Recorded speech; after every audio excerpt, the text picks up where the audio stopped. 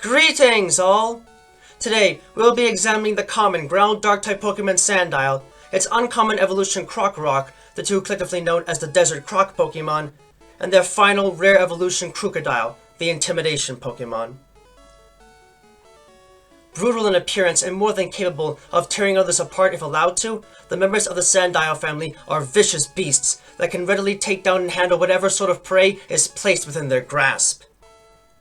Sandile have small, stout bodies, with black and sandy brown stripes covering them from their neck all the way to their tail, the brown coloration of their body being pink instead on their underbelly, and they move about with 4 small legs that stick out to the sides of their frame with 3 black claws each.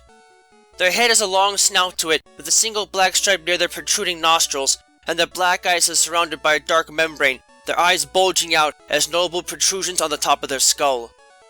Their evolved form, Krokorok, retain the same basic body color scheme as Sandile, as well as the same sort of skull shape, but they now also have a set of black spines that run along the length of their back and tail, sharp protruding teeth in the front and back of the upper jaw, and their claws have turned white.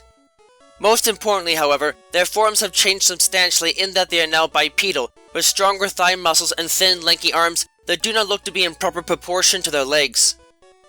Their final evolution, Krookodile, have the same general body form as Krokorok, but their sandy brown scales have turned a deep maroon color, their pink belly also having turned grey, as the tail loses many of the spines on it from Krokorok, but also becomes much thicker and stronger. Their snout has further grown in length, with numerous sharp teeth protruding from multiple parts of the jaws, while their entire frames as a whole have become much stockier and stronger than ever before. The entire Sandile family, in a way, exists as a parallel to the Hippopotas family in that its members were once adapted to live in aquatic environments, which itself is attested to in their distant but known relation to the members of the Totodile family. Much of the lands they occupy today were once covered in vast inland lakes and ponds, often serving as oases to those traveling far and wide, and often being seen as the previous habitation sites of human civilizations now long gone from the world. Over time, however, the process of desertification has rendered these areas relatively sterile of aquatic life that once dominated them, in turn leading to the disappearance of countless Pokemon species from said areas. However, while many organisms simply left and others moved into the harsh environment, Sandile and its evolutions stayed behind and simply adapted to desert life, staying as such even as they have been imported to other regions, with the notable exception of the Alola region, where the warmer climate has allowed them to survive outside of desert environments. As a result, though they are closely related to crocodiles and maintain their instinctual hunting prowess, Sandile and their evolutions possess several physical adaptations that are not seen in any other modern relatives that help to put them a cut above the rest when it comes to predation in the habitats they typically occupy. With this said though, it is a wise bet to stay clear of them unless you're looking for them especially, as they show a notably higher degree of aggression in all stages of their life compared to their reptilian relatives, which is thought to be a consequence of enhanced metabolic activity from continual warmth from the sun's rays, in turn making them far harder to deal with and avoid if they are approached accidentally. This aggressive stance in life works to make these creatures a frightening sight to behold and allows them to get a substantial power boost from their temperament every time they take down an opponent, possessing Intimidate and Moxie as base abilities, while those with uncontrollable aggression that flares up when they become notably irritated can also have access to Anchor Point as a hidden ability. As far as the stats are concerned, in the case of Krookodile, it is noted that these beasts lack much in the way of useful special offense and have softer scales that are more prone to damage than that seen in other relatives, so their base defense, special attack, and special defense stats are all below average for a fully evolved ground and dark type Pokemon.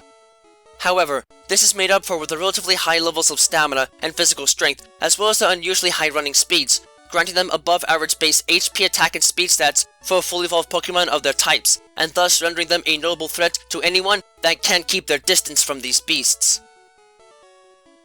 Sandile spend most of their time buried under sand, either hiding and waiting for prey in much the same way modern crocodiles do, or otherwise sleeping there to avoid the cold temperatures on the surface at night. The only parts of their bodies that normally remain visible are their nostrils and their eyes. Sand proves to be the parallel of water in the case of Sandile, as their feet are specially designed to sift through it slowly without making much noise at all, using their powerful legs and lower bodies for locomotion, almost as if they are swimming through the substrate. Once they get close enough to their prey, or if their prey steps on them, Sandile quickly leap out and forcefully bite onto their prey, with Trapinch being a personal favorite, and then will proceed to thrash their entire bodies around in an attempt to rip off a limb.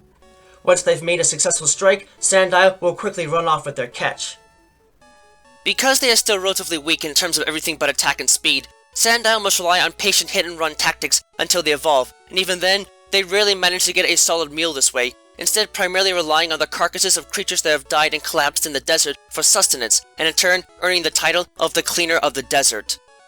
Thankfully, they never have to worry about basking to keep their temperatures up, as the sand around them provides more than enough warmth to keep them going.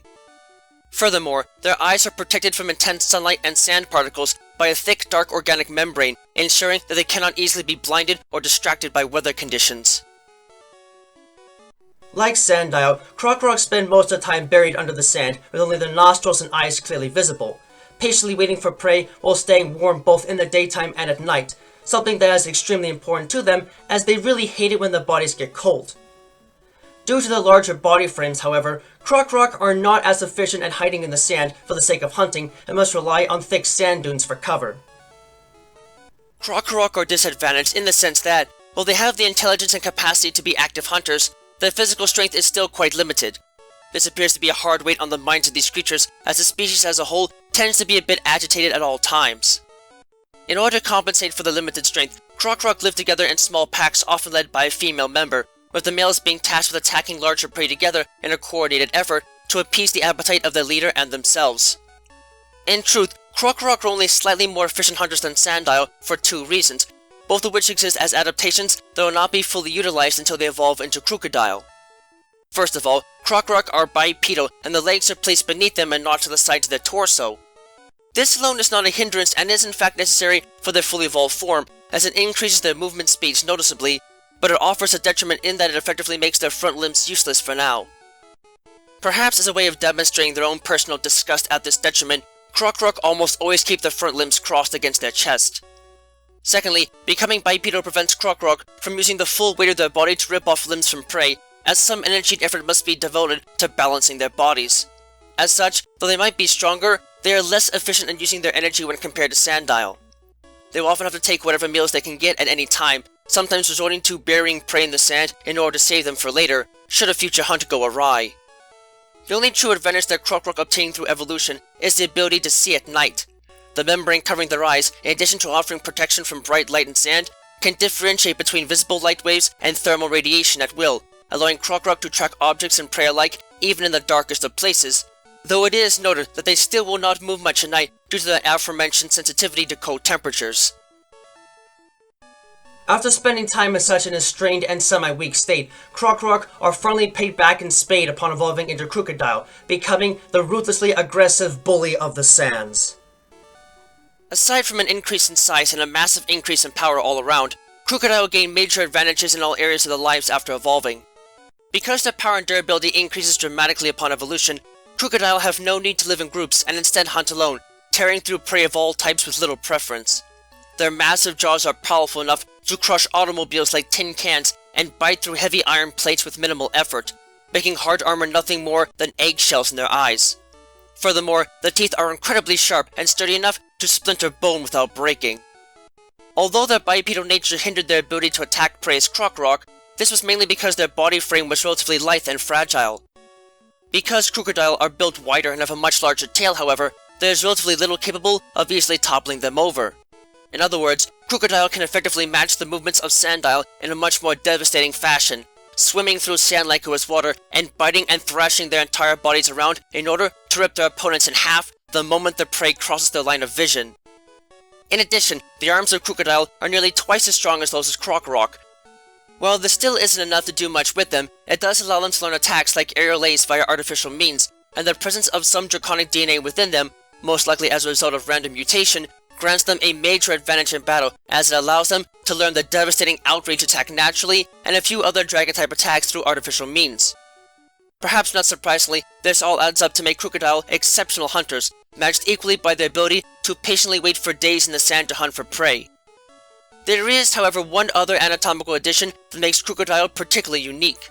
Aside from granting them immunity to bright light, sand, and giving them heat vision, the membrane covering the eyes of Krookodile can be stretched and contracted like a magnifying glass, allowing Krookodile to see prey more than 30 miles away even in the middle of a sandstorm. With this particular ability under their belt, Krookodile always hunt their prey with the intention of never letting them escape, and will track them down no matter how far they flee, patiently hiding in both natural sandstorms and those whipped up by Pokemon like Flygon, whom they equally share their meals with if the two work together to take down a prey item, as they wait for prey to appear close enough to make a quick pounce on them that is nearly impossible to dodge. I love a nice day at the beach as much as anyone else, and even a desert landscape can give somewhat of the same feeling. But if I know these beasts will be out there as well, you'd best bet that I'll be staying inside for the day. These critters can start out as a painful annoyance, but when they become adults, encountering them can easily be a life-or-death situation if they haven't eaten in a while. Though they may have once dwelled in lush aquatic lands, the current lifestyle of these beasts seems to work for them just fine, as they have the agility and power needed to take on some of the biggest monsters they share territory with and give them one hell of a fight to the death. Being living death traps is just one aspect to them though, as the capacity to eventually see even the darkest of nights and the thickest of sandstorms means that nothing is truly safe from the clutches of their jaws. Now, I have to note here that these creatures can be relatively easier to handle if they've been properly tamed, but this is only really possible with wild Sandile and Krokorok. Once they become a true adult in the wild, you'll have little chance of actually controlling them all that well, and they can easily prove to be a hazard to those that train and battle alongside them in any conflict. As such, if you want my honest opinion, be as careful as you possibly can be, or these monsters might prove to be your downfall if they don't see a reason why you shouldn't be on the menu, if you get my drift.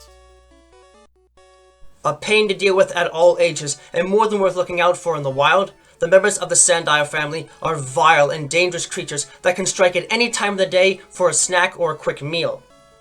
It might take them a while to really get access to their full power, but the wait can be more than worthwhile with some of the best ground and dark type attacks known at their full disposal.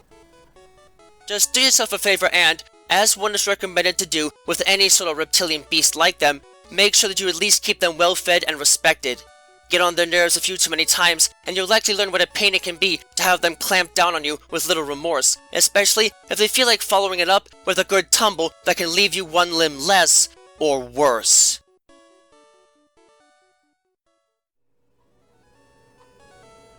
Thank you for watching this video. It brings me great joy to be able to speak to you all in the world each and every time we meet like this, to explore the many different facets of both the world of Pokemon as we know it, and the world as we live it, through every adventure we have with Pokemon by our side.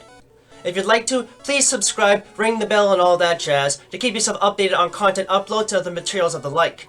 You can also follow me on Twitter if you'd like to know right away when something new is uploaded, and my written works, from which most of this is based on, can be found on DeviantArt. Links to both can be found in the description down below.